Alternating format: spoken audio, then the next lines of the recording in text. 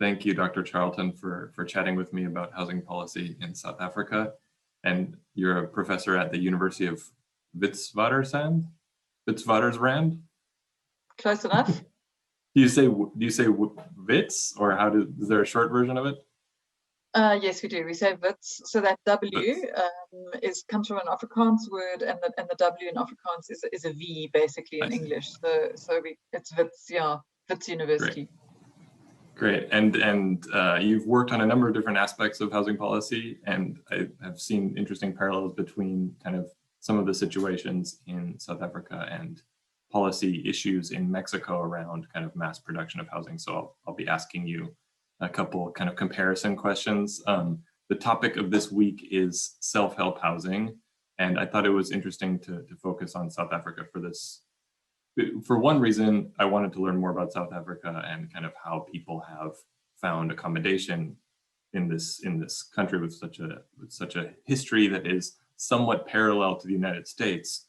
And for people in California, like this idea of a backyard shack and unauthorized dwelling units is actually pretty common. And I'm not sure if you're familiar with some of the work here on kind of garage housing and ADUs that has eventually become kind of this celebrated housing policy, but it really started out as people just finding space within the city. And in a lot of lower income neighborhoods that had single family houses, people would illegally build housing in the backyard for rental. And then eventually the state kind of adopted it and is slowly authorizing some of these units. So I think there's that interesting parallel to California.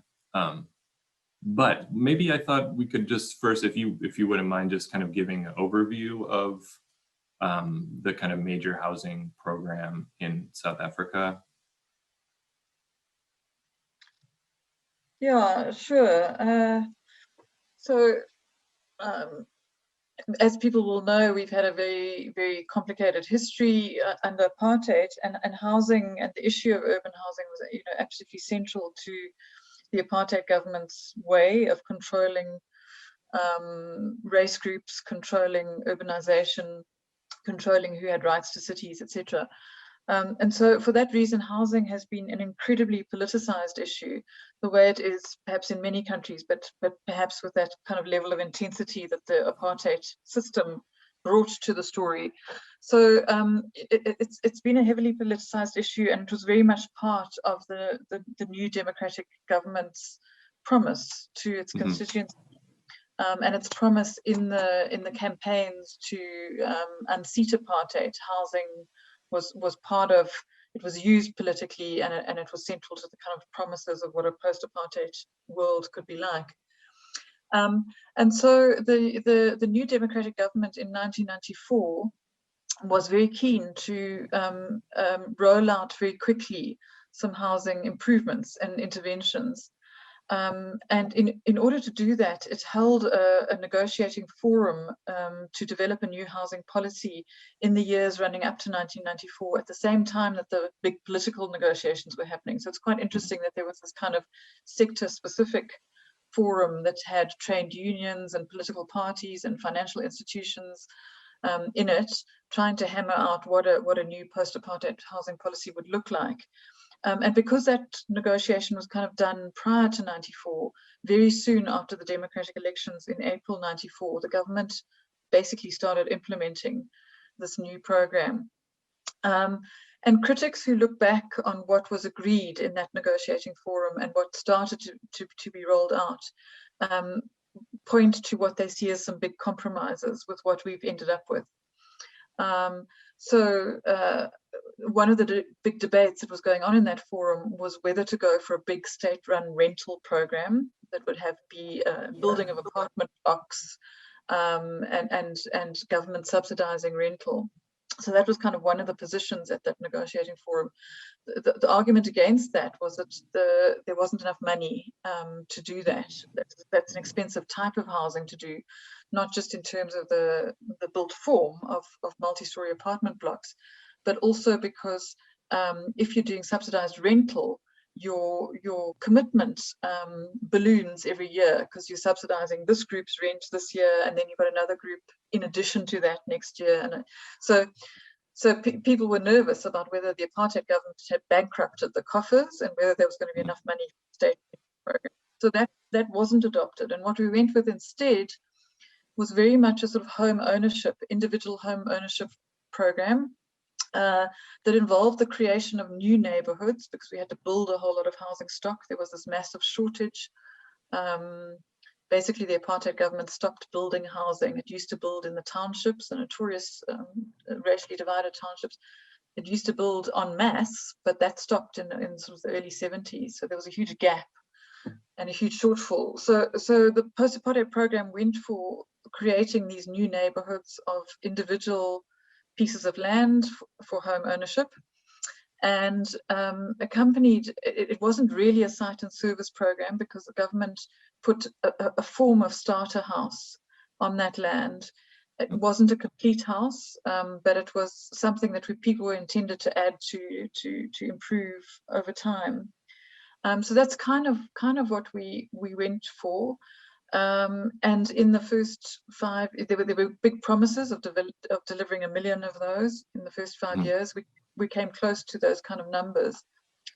But at the same time, criticism was growing that these were inadequate forms of houses. There was this well-known taunt that Mandela's houses are worse than Verwoerd's, Verwoerd being the kind of arch-apartheid president of the 1960s. And so the post-apartheid government increasingly shifted policy a little bit and increasingly put more and more money into delivering completed individual houses, which was an expensive thing to do. Better quality finishes, all that kind of thing. But so the bulk of our program since '94 has been these new neighborhoods of individual houses handed over for free to qualifying households. But to qualify, you have to never have owned housing before and be under a certain income level. You can be entirely indigent. You can have no income, no job, and qualify for getting a house for free. And it comes with accompanying services, sanitation, water, etc. It's been a very expensive program for government to roll out. And some of the criticism has been that a lot of that has been developed in very peripheral parts of the cities and the edges. Right. A very typical criticism of much housing across the world, I think. But certainly in South Africa, the policy intentions were absolutely not to do that. It was to use housing to restructure the apartheid city, so to use it rather in areas of leftover land that could sew together and stitch together different bits of the city, undo the racial geography of the city. So some of it has managed to do that, but a lot of it has been this much more peripheral edge development that is seen to be disconnected from transport and job opportunities, etc. Yeah, that does sound like a familiar story, that last part. And so in terms of like racial integration, was there an effort to mix in these new neighborhoods, or was it more just on their location?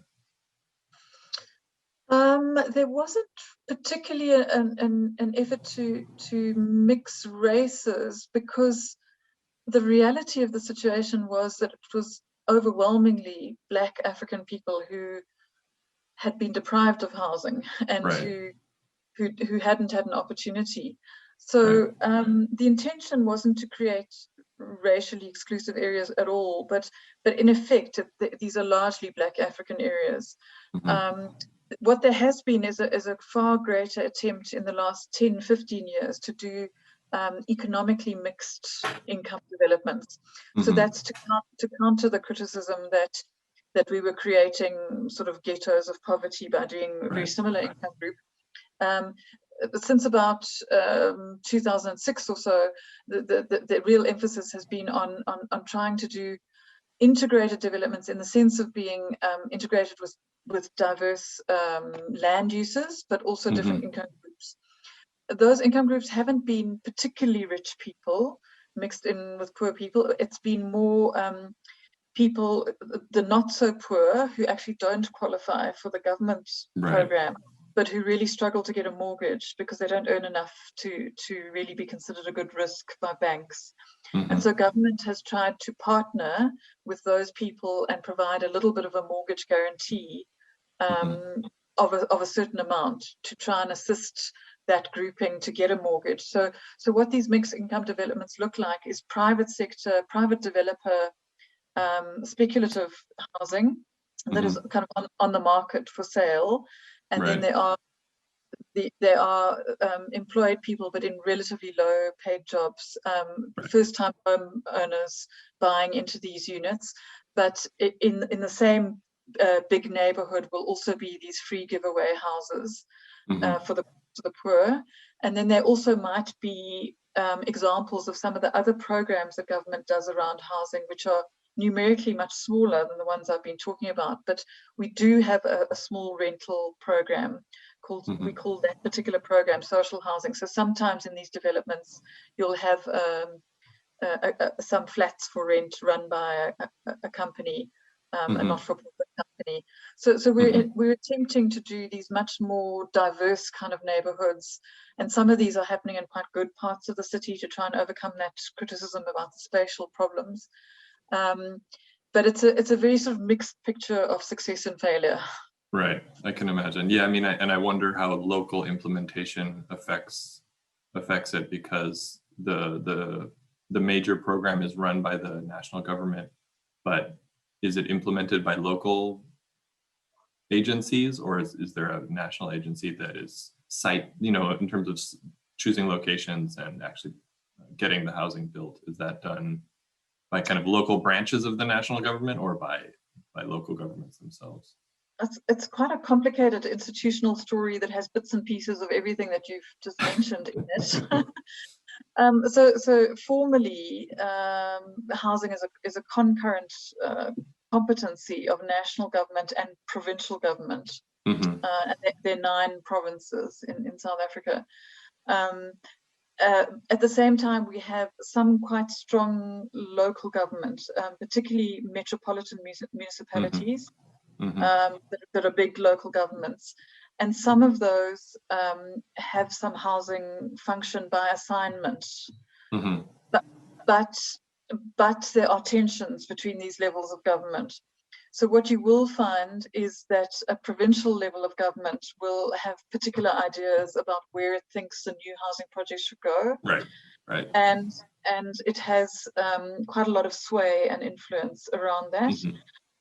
Also to do with the funding for bulk services and infrastructure and land purchase. And sometimes those ideas of the provincial government will be in conflict with what the municipal government wants to do, and will be not in line with the municipal government's spatial plans. So there's some examples of that in Gauteng, which is the province that I'm sitting in now, where Johannesburg and Pretoria and Ekurhuleni are these contiguous metropolitan municipalities that make up about 11-12 million people, a continuous sort of urban area. So the provincial government here, is trying to balance the interests of weaker municipalities on the edge, smaller municipalities on the edge that need housing, that also need some economic development, with the interests of the big municipalities that are trying to consolidate, are trying not to do peripheral things. And there's tension and friction caused by all of this, and complicated politics between the different spheres of government. So we are landing up with examples of housing projects that don't make sense if you look at the municipal policies and plans, but then you understand there's a provincial force driving something that looks really at odds with what we should be doing. Yeah, well, that's really interesting. Yeah, I mean, it sounds like similar tensions that I have seen in other countries. I mean, in the United States, obviously the standard story is the federal government program, gave local authorities a lot of power, and then most of them did a bad job, but some of them did a good job. And so kind of how do you balance, how do you create a program that is kind of pursuing national objectives, but overrides this propensity for local governments to kind of maybe not cite public housing or lower income housing in the worst parts of the city? I mean, it just seems like a big challenge. And also in Mexico, there's this big kind of also a blame game. I don't know if that happens in South Africa as well, where local governments will blame the federal policy, and then the federal government has started to blame local governments for permitting things to be built in the wrong places. And kind of this discussion of whether it is the structure of the federal policy itself or the implementation to some extent in terms of the locations, right? So I feel like, you know, blaming problems on the locations of the new housing development is one way to do it. It sort of centers the local government as the problem, versus like taking a step back and saying, well, you've structured this policy that's producing, you know, the goal is to produce very inexpensive housing, and as a result, that's the only thing we can produce, right? I don't know if that has happened in a similar way. Yeah, I suppose there's probably less overt criticism between the spheres of government and blaming, because in many instances it's the same political party, Mm-hmm. Particularly the ANC government, and so sometimes the tensions are around the internal politics around that, but are at a kind of external, the face of the discussion. There appears to be alignment. I see. That makes sense. In some areas like the Western Cape, around Cape Town, you've had a different local authority, political party to some of the tensions have been more overt, perhaps. Yeah. Mm-hmm. It's complicated, but certainly with our attempt to do this kind of mixed income housing, it's really interesting to see how the market forces play out in the mortgage linked housing. So that is quite a complicated story, because on the one hand you say, okay, well, people are buying into these schemes, so they must be not undesirable. There must be something good about them if people are buying into them. On the other hand, it's extremely difficult for first-time homeowners to really find any kind of product in their affordability level, and so the counter argument is you know, people don't have much choice. They kind of this is what's on offer. That's the only thing that's on offer. So it's a mixed story. Yeah, I wonder. I mean, so just one more thing on this kind of national policy. The early 1990s were a time of kind of rising Washington consensus and neoliberal thought about kind of many aspects of policy, especially housing policy. And so I wonder if that affected, I mean, you mentioned this kind of debate at that time around how a housing policy would be structured. I wonder if the kind of the focus on individualized homeownership, I mean, that's kind of when the reforms happened in Mexico as well. I wonder if that was kind of just a part of a global shift, or do you think it was more pragmatic in the sense of kind of worrying about budget outlays?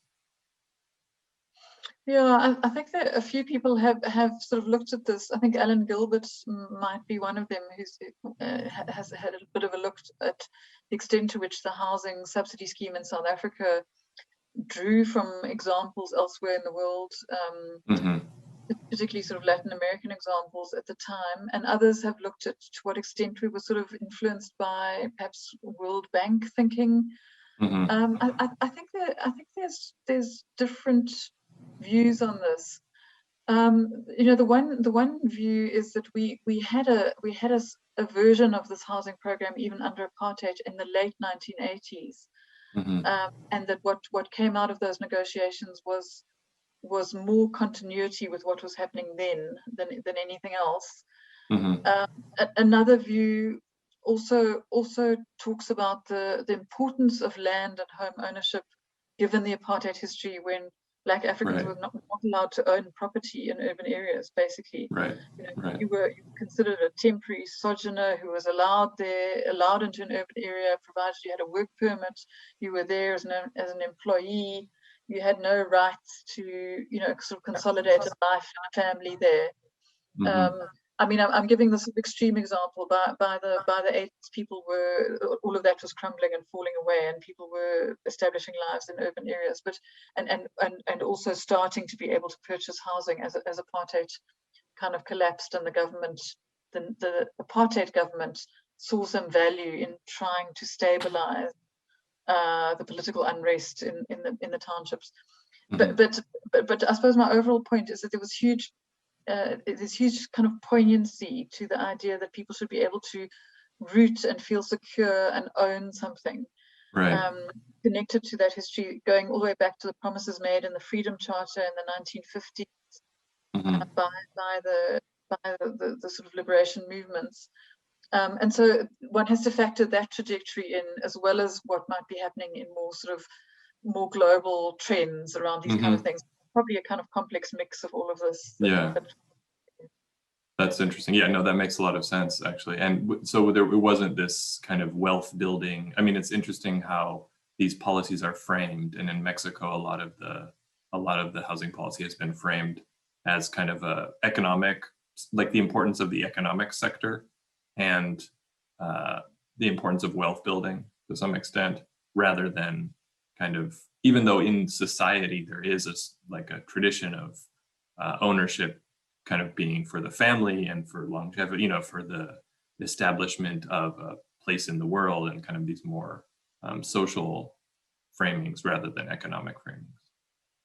But I guess, I mean, and since in South Africa it's not a mortgage system, it seems like it would make sense that it's less framed around its economic impacts or benefits. Yeah, so it's interesting. I would say the first generation of housing delivery and housing policy post 94 was more about meeting basic needs and providing a safe, comfortable, secure place for people to live. That kind of discourse. But later the program, and this I'm talking into the 2000s, started bringing in the terminology of assets and asset building. And so definitely since then, this notion of perhaps wealth creation through property has definitely become overlaid with the program.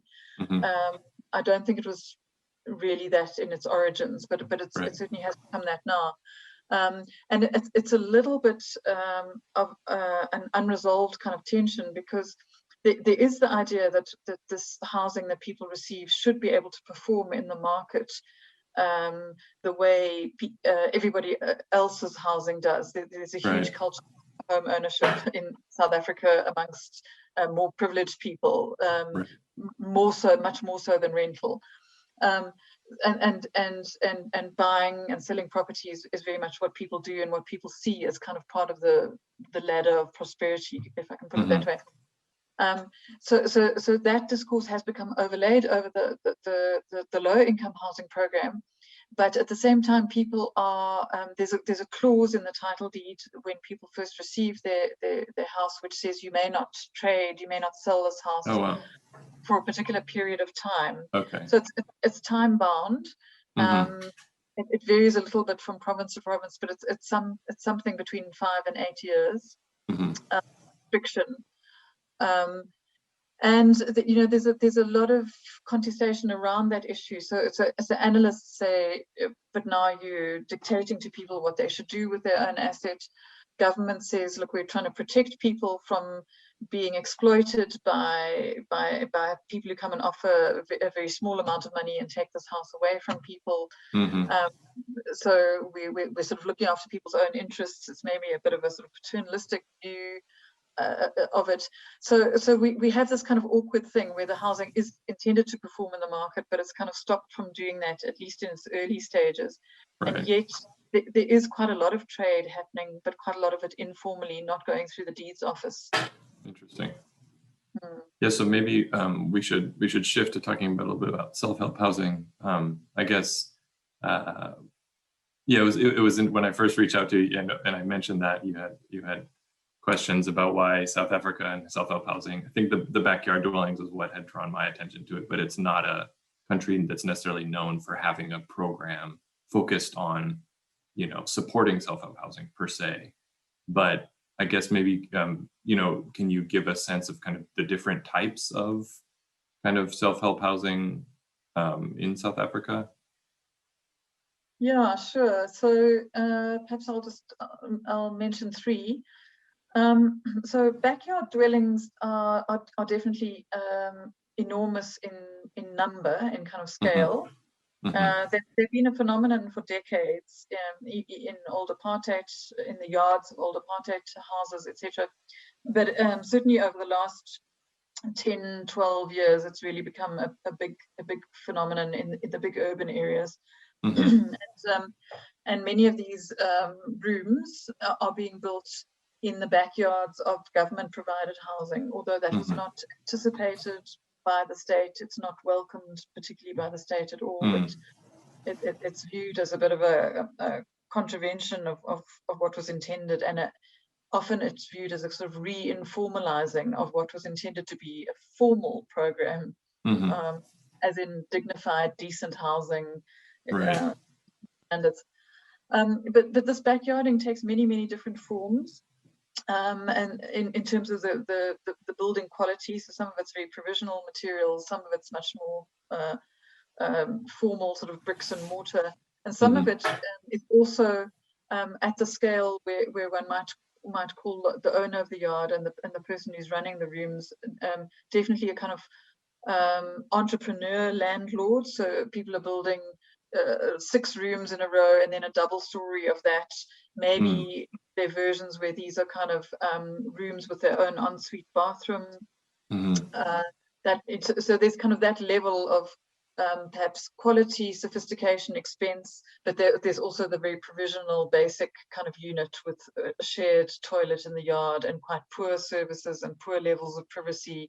So a whole spectrum of things that are going on, but definitely a lot of activity in this area, driven by demand. So it's interesting that it's happening in all sorts of localities. So it is happening in these peripheral parts of the city, and then one has to kind of think, okay, but what's driving the demand in those peripheral areas? Maybe they're not as peripheral as us spatial planners and geographers think they are. Maybe they offer other things to people. But they also, as the city grows and changes, and as these urban areas in Gauteng that I was talking about, that are contiguous municipalities, as the economic dynamics shift and change, and new centralities emerge in this big urban area, one finds that some of the areas that were previously considered a bit peripheral or less well located actually have some locational advantage now, because there's been a change in economic focus and activity. And so suddenly there's a lot of demand in those kinds of areas.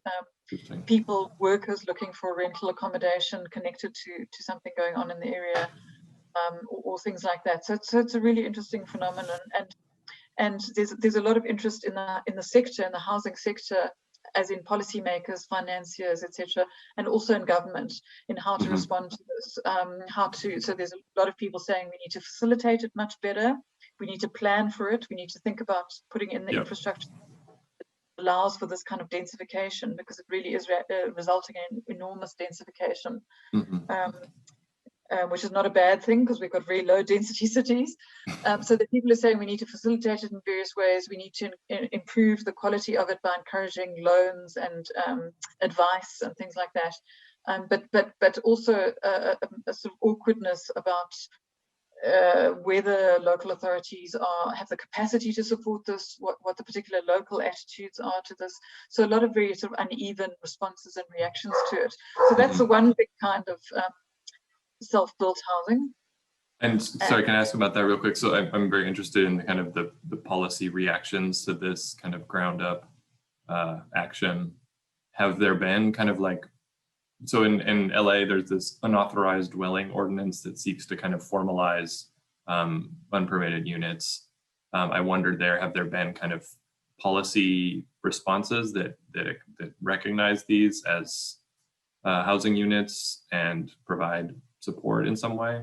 And the other question is, they're almost always rental, I imagine, or are there situations where people can actually split the backyard and sell the unit in the back as like its own housing unit? No, it's pretty much rental, although some of them are occupied rather by family members or kids who are paying rent, but might be, doing childcare in response or something like that. In response to your first question, there have been lots of perhaps quite ad hoc initiatives Mhm. and experiments around this. So there was one experiment some years ago in one particular area of Soweto, where there was a lot of backyarding, where the provincial government said, the problem with this is the poor quality of the units that are being built. Let's try and intervene, Mhm. and we'll provide an additional subsidy and help build 2 decent rooms per yard. But what Mhm. they ended up doing in some cases is kind of displace 7 badly built rooms Right. in exchange for 2 decently built rooms, which didn't work for the landlord and the landlord's income stream. It also displaced people. So Yeah. it was felt to be not a particularly useful initiative. In other instances, government has tried experimenting with, when they deliver the initial house. You know, we use this language RDP, the RDP Mhm. house as the shorthand for what those free giveaway houses are called, which comes from the terminology of the Reconstruction and Development Program of the 1990s. So they have tried building 2 rooms for rent as part of the initial delivery of a house. Mhm. So there was an interesting example of that in Alexandra, one of the old townships of Gauteng, that's very, very well located near Sandton. And that had its own complications around the idea that who could collect the rent from these rooms. Why should the tenant pay rent to the landlord when government built the room in the first place? You know, all those kind of Right. dynamics came out. So a colleague and I have actually written about what we see as kind of bricolage policy making through trial and experiment of these different responses, Mhm. this kind of thing. And in some instances, in some of the new developments, it has been anticipated that people will build rooms, and the private developers involved in the construction have been tasked with providing advice and Mhm. maybe local approving of plans to say, let's help you get it more or less right and more or less compliant, even if we're not going through a formal local authority process, but we're guiding you and saying what is kind of acceptable. Mhm. So those have been some interesting experiments, but when the private contractors have left, the local authority hasn't had the capacity to step in and play the same kind of role. And so things have shifted subsequently. So a multitude of different ways of dealing with it, nothing particularly consistent and fairly unresolved. I would say that in the last year or 2, there's been just an enormous interest in the extent of this phenomenon, the value of it, if you look at actually how much is being built, how much rental income is coming in. So Right. there's lots of interest in a fairly sort of unresolved policy environment. Yeah, that's really interesting. And I've in one of your articles, you talk about how like the symbolism and the contrast with kind of the goals of like the modernist. I mean, one thing that I talked about in the class is kind of how visible housing is and how that affects kind of the kind of intent and how governments see their country and how they want other people to see their country, and kind of why this kind of enforcement of planning rules in the face of kind of them being overly ambitious in terms of the resources of a place. And so you can see, like in Mexico, for example, right, they're building these suburban housing developments, and then pretty quickly people are putting little shops in front and adding stuff in the back and kind of modifying them, and how that's seen as a problem, even though it's satisfying important needs and creating kind of much more livable communities, but kind of it doesn't have this clean modernist kind of vision that was intended by the government. So I think that's an interesting aspect. Is there also a lot of informal businesses in kind of in an unregulated manner, or is that Yes, regulated more? yes, no, there absolutely are a lot of those. I mean, you know, we have an absolutely enormous unemployment, unimaginable unemployment problem Mm-hmm. here. It's Mm-hmm. something like, you know, it's more than 54% for Wow. Black youth, for Mm-hmm. example. You know, it's just enormous. One's prospects of getting a job are very, very slim, Mm-hmm. and so almost as I mentioned, almost by definition, if you fall within that income category as qualifying for a free giveaway house, you are unlikely to have any sort of formal job. Mm-hmm. Um, but I think it's not just in a way, maybe it sounds too neat or simple to put it under the heading of sort of modernist aspirations, although it is all wrapped up in that. I mean, I think there were genuine hopes and expectations, maybe totally overly optimistic, not very realistic, that as South Africa emerged from apartheid, there would be economic growth of a kind that was going to be job creating, that poor people who were given a house would have the prospect of getting a formal job, and they would commute from home to work. Right. In that way, there wouldn't be a need for home-based businesses in the way that we now understand there absolutely is, and there's almost no alternative. So I think in a way it was sort of wrapped up with these kind of hopes for a decent way of living that we can mock and see as unrealistic, but there was something sort of hopeful about that people shouldn't have to live in poor conditions or have to scrape a living, but could be part of a growing, expanding formal economy. Right. Right. I mean, I'm sounding like an apologist or a defender, and I'm not. I'm very critical that we in the housing sector and in government have not anticipated these adaptations, and that we don't see them as positive modifications. I think we should be seeing all of that. But on the other hand, I do think there's this kind of lingering hope for a different sort of future that we need to get over. And it's the same thing in informal settlements. We have so that's the second form of self-built housing. We do have a lot of informal settlements. We do have an informal settlement upgrading program, which is supposed to be very much recognizing and working with what is there in the settlement. So an in situ upgrading program, not a demolition and relocation program. Right. But it has often been interpreted and used as a demolition and relocation program. And that is highly problematic, and there's enormous frustration that government has not really been able to do the in situ upgrading program except in very isolated ways. And there's a lot of criticism of the idea, the kind of terminology that was used 10, 15 years ago of slum eradication. Yes. And that was used to kind of do away with informal settlements. But at the same time, there was, I think, some of the aspiration around that was our people should not have to live in such conditions. Yes, you academics, you scholars can talk about working with people's own initiative and their own entrepreneurial spirit and etc. But actually, in a decent world, everybody should be able to live in a formal house, and we're going to offer a formal house. So I'm paraphrasing, and these kind of debates weren't overtly spoken, but I think there is an issue underlying that. So although it's cast by academics as a very anti-poor move to kind of get rid of these informal settlements, I think part of it was that, and part of it there was this aspiration to what was seen to be decent living environments, given that we had this enormous, incredibly ambitious housing program that was churning out formal houses in neighborhoods with full services. There was a sense, why are you wanting to keep people in an informal living environment that's going to take years and years and years to upgrade, rather than offer this other alternative? So I suppose I'm trying to paint a picture of quite a complex set of ways of looking at things, forces, dynamics, politics around all of this.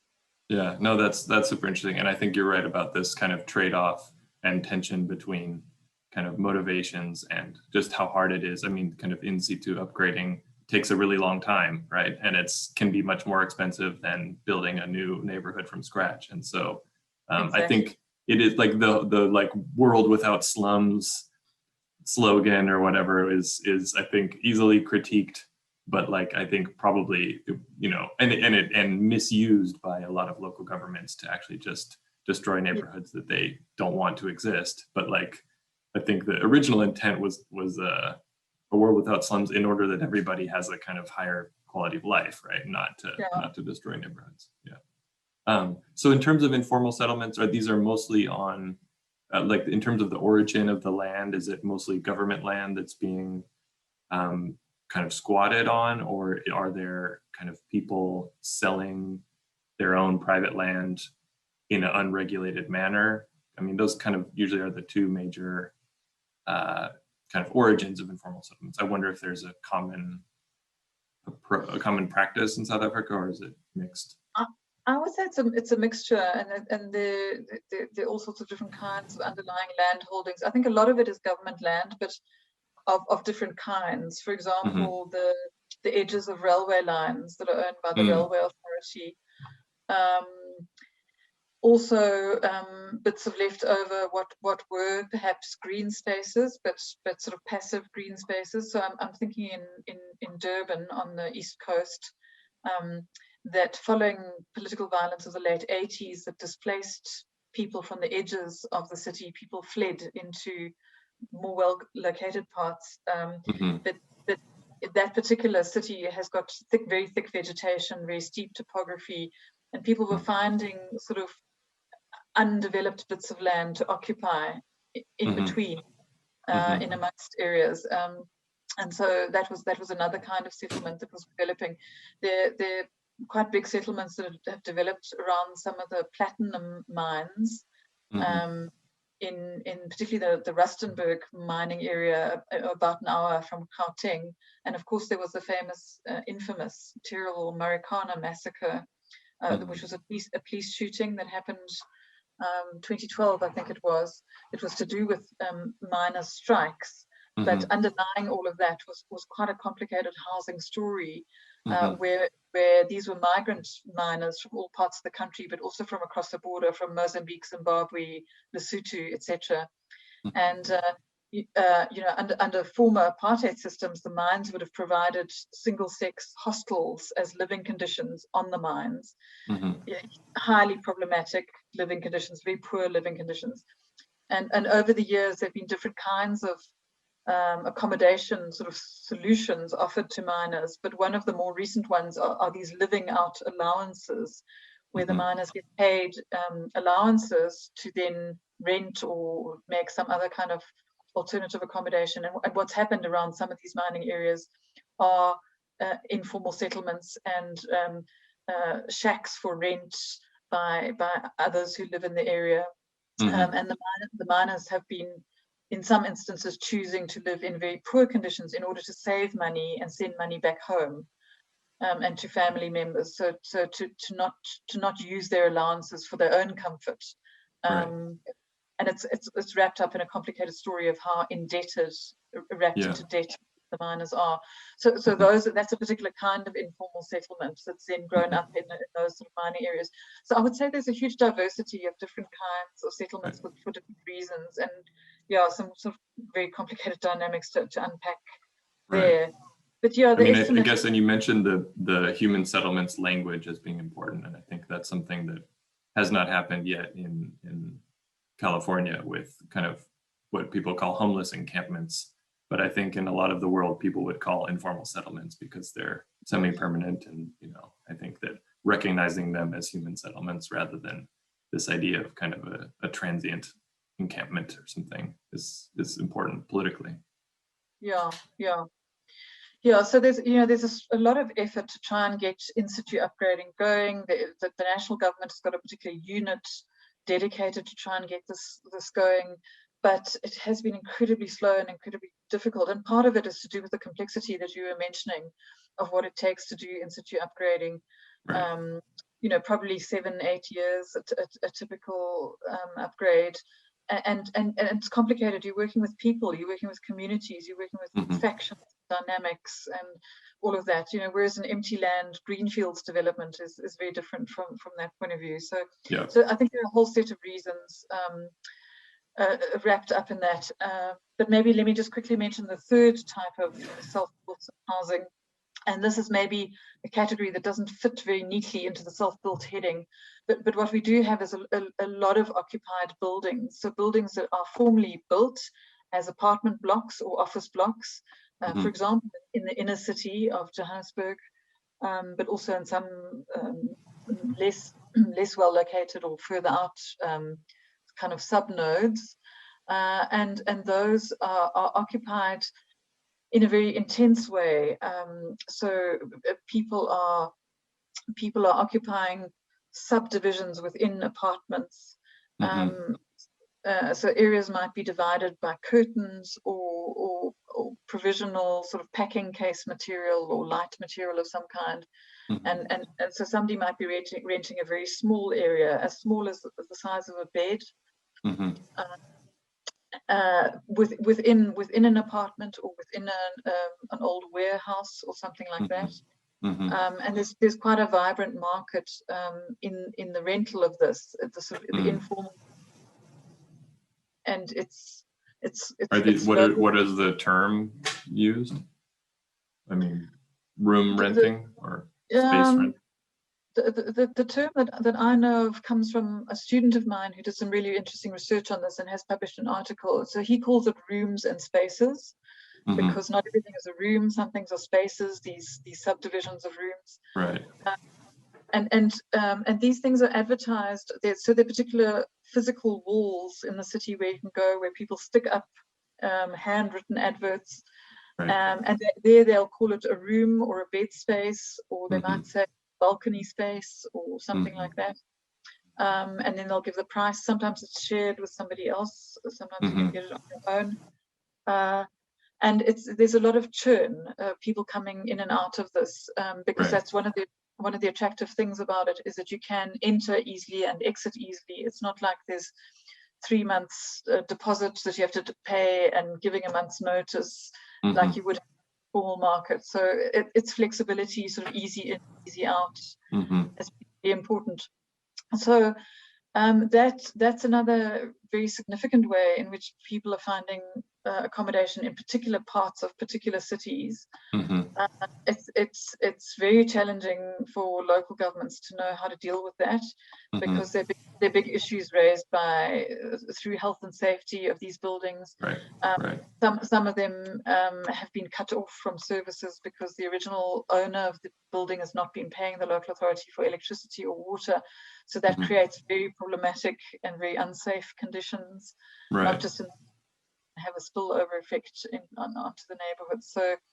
So that's a hard thing to deal with, and it's there's a lot of criticism, particularly in somewhere like Johannesburg, which is has enormous wealth in some parts of the city, and parts of it are kind of economic heartland of sub-Saharan Africa, if we can still claim that. Probably Nigeria would say that we've been outdone in that area, but certainly there's pockets of the city that are enormously prosperous, and then there are pockets of the city that are incredibly run down and neglected and have this multiple occupancy, complex layers of issues that need to be dealt with.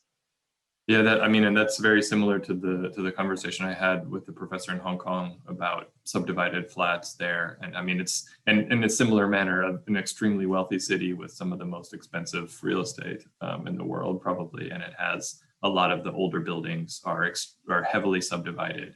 And there are these things people call cage homes, which are you rent kind of like a locker. Basically it's like a coffin-sized space, right? But given the location and the importance of time, like even some people that could qualify for public housing located very far away would prefer to kind of live in these really small spaces, just because of access to the city, right? That's fascinating. I actually read an article, I think it was in one of the newspapers, something like New York Times or something like that, about what it was like to experience COVID lockdown in one of those. Oh wow, yeah, no, I can't imagine. It was quite extraordinary to read about it in a very high-rise building. I mean, at least a lot of our buildings aren't anything like that high-rise, but they might still be 20-story buildings or something like that. No, I mean, I think maybe building some medium-rise public housing would make sense in a lot of cities where there's this really high demand for accommodation in certain neighborhoods, right? I think that's kind of where that starts to make a lot more sense than free housing. Yeah, but the key thing is how do you pay for it? Yeah. How do you pay? Right. How do you pay for not the upfront cost of building the building, but how do you pay for the cost of living there? So yes, Scandinavian countries, Canada, the UK before Thatcher had subsidized rental. Mhm. The state was able to subsidize the cost of living there. In other words, you weren't asking the occupants to pay every month what it Right. costs to run that building. Right. And I think so. So the key issue for me is how do you fund the cost of running that sort of accommodation? Yeah. No, and that is a very big challenge, and it's a challenge to set up that kind of system and then sustain it over a long period of time. I think that's a lot Yeah, of the European countries that we've been studying kind of had a very functional system that has slowly needed to change just because it's, politically not tenable to maintain the level of support. And also, it's a combination of multiple policies supporting one another in terms of production of social housing as well as housing assistance payments from the national government to support the maintenance and upkeep of those buildings. Yeah, yeah, and it's that's not really easy. interesting in countries that we would see from our perspective as much more wealthy than our country. I know we're classified as a middle income country, but because of our enormous inequality, we've got vast numbers of very, very poor people. So Right. you look to somewhere like Germany or somewhere else, having those kinds of not necessarily struggles, but things aren't as easy as it used to be in running that sort of scheme. And you wonder how countries with lots and lots of very poor people can ever get there. So yes, Yeah. we do have a version of that, numerically very small, Hmm. but we're not able to target very poor people with it Right. because we require people to pay a level of rent Yeah. for those units, and so it's not the poorest of the poor. So I mean, Yeah. in our case, if you've got structural unemployment, people with no prospect of a job, and they can't pay that sort of rent, so then Right. somebody has to subsidize that rent, and where's that money going to come from? Yeah. Maybe we should be saying our government should be doing it rather than a lot of things that we are spending money on, which are very problematic, Right. corruption, all sorts of things. Right. But Right. on the face of it, the counter argument is the government doesn't have money to subsidize the poorest of the poor in that kind of accommodation. Yeah. So rather put Right. the poorest of the poor in their own unit, where the responsibility for sustaining yourself month to month is with you, the household. Hmm. Super interesting. We could go on. I'm sure. I see like it's kind of getting darker over there, so I don't want to keep you too long. I really appreciate this. It was a very good conversation, and I learned a lot.